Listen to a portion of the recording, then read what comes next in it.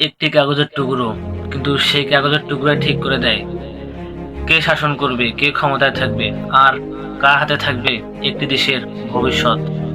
এতক্ষণে ঠিকই বুঝে গেছেন কোন কাগজের টুকরোর কথা বলছি। জি, ভোট।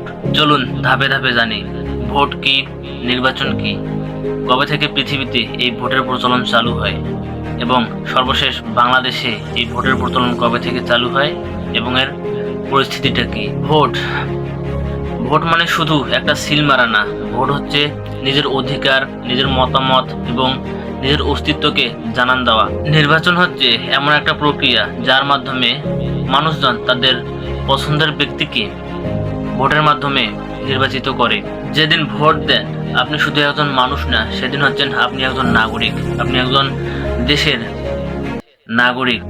আজকের এই আধুনিক নির্বাচন হঠাৎ করে তৈরি হয়নি। আজ থেকে প্রায় ২৫০০ বছর আগে গ্রিসের অ্যাথেন্সে সাধারণ মানুষ প্রথম বলেছিল, আমরা নিজেরাই সিদ্ধান্ত নেব।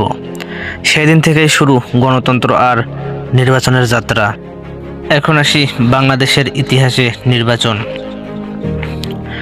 ১৯৭০ সালের নির্বাচন এমন একটা নির্বাচন যেটা বদলে দিয়েছিল একটি জাতির ভাগ্য। এই নির্বাচনেই বাংলার মানুষ প্রথম জোরে বলেছিল, আমরা আলাদা।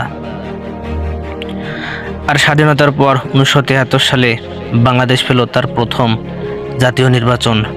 অর্থাৎ বলা যায় ১৯৭৩ সালের পর থেকেই বাংলাদেশে নির্বাচনের সূচনা হয়। এখন জানা যাক নির্বাচনের আসল শক্তিটা কোথায়। নির্বাচন শুধু সরকার বানায় না, নির্বাচন শাসকদের মনে করিয়ে দেয় ক্ষমতা তাদের হাতে না, ক্ষমতা জনগণের হাতে। ভোট না থাকলে গণতন্ত্র শুধু একটা শব্দ মাত্র।